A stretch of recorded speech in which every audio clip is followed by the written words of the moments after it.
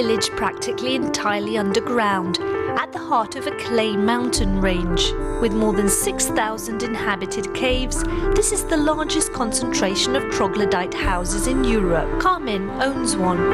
It's been in the family for years. The cave belonged to my parents. They inherited it from my grandparents. In fact, my great-grandparents and theirs before them lived in it. I've got documents which show this cave is at least 150 years old. Each generation has added its own improvements to the home. Growing up, the cave didn't have any electricity or a bathroom. And Carmen's children are equally attached to the place. My daughters work far away, but they keep saying, "Mum, I'm going to keep the cave." They want to come back to the village. The Planton family is also in love with their home.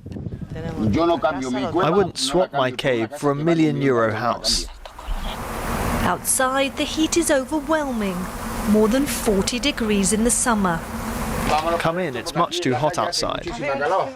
Inside, the temperature is 20 degrees lower. The deeper into the mountain, the better the insulation. Here we're 30 meters underground. Over there it might even be 40 meters. Here it's as if you had 2 air conditioning units on. It's really cool. There's no need for air conditioning in the summer, nor for heating in the winter. The result? Utility bills are particularly low. Florentina finds that an undeniable advantage. She used to live in a normal home. I've paid as much as 100 euros in the past for electricity. That never happens here. For 3 months, it's about 40 euros. Another advantage to these houses, the family can dig into the clay. You can make the ceiling higher if you want. You can make the mouldings Arabic or Roman style. That kind of DIY is possible, but for extensions, it's better to call the professionals. The craftspeople who shape the stone are called picadores. We're putting the final touches to everything. José started his company 30 years ago. These are small cupboards to keep jumpers in. That's for the headboard. He isn't an architect, but he knows exactly how to avoid any crumbling to the cave's structure. The ceiling is key. An archway carved out of the clay properly is much better than a slab of concrete. This form of building is particularly environmental. We don't use chemical products or additives. We don't build anything. We just use the mountain. We aren't using the land. The other advantage is that the cave isolates all rays of whatever description. Mobile phones, or even from the sun. And yet this type of home was designed long before the arrival of mobile phones. North African mercenaries created them in the 11th century.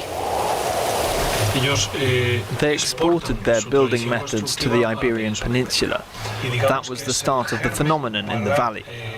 And that continued until what it is today, the largest concentration of troglodyte houses.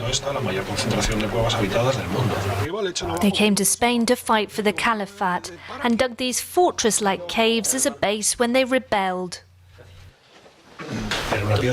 There was a stone that could be rolled back over there to close the entrance. Until very recently, living here was stigmatized.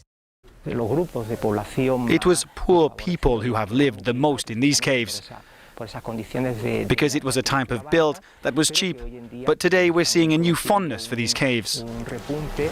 And this estate agency has noticed.